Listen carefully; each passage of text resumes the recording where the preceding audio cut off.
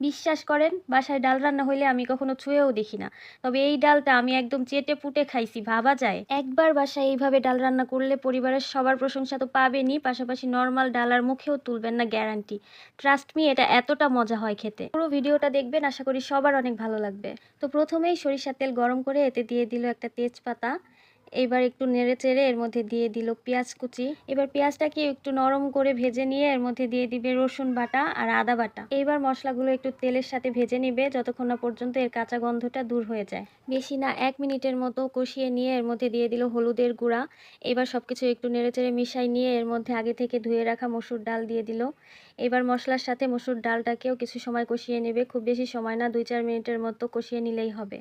আম্মু প্রথমে লবণটা দিতে ভুলে গিয়েছিল, তাই এখন দিয়ে দিল স্বাদ মতো লবণ। এই পর্যায়ে অ্যাড করে দিল পরিমাণ মতো গরম পানি।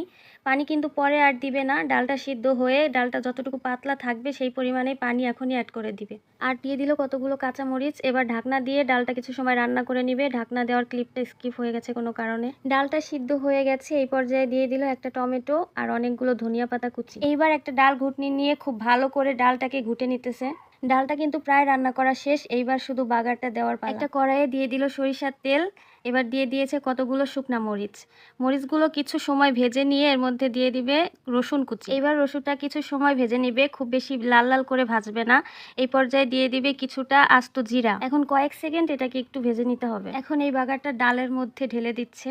এবার একটু নেড়ে চেড়ে মিশাই নিয়ে দিয়ে দিবে আরও কিছুটা ধনিয়া পাতা কুচি।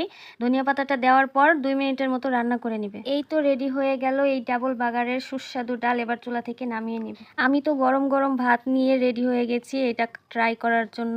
সাথে আর অন্য কিছুর প্রয়োজন নেই, শুধু একটু আলু ভর্তা হইলেই চলে। আমি সাথে একটা মাছ ভাজা, লেবু, কাঁচামরিচ, শুকনা মরিচও নিয়ে নিছি। একটু আলু ভর্তা নিয়ে উপর থেকে একটু লেবু চিপে নিয়ে আর মাছ ভাজা দিয়ে খেতে যে এত মজা লাগতেছিল কি বলবো।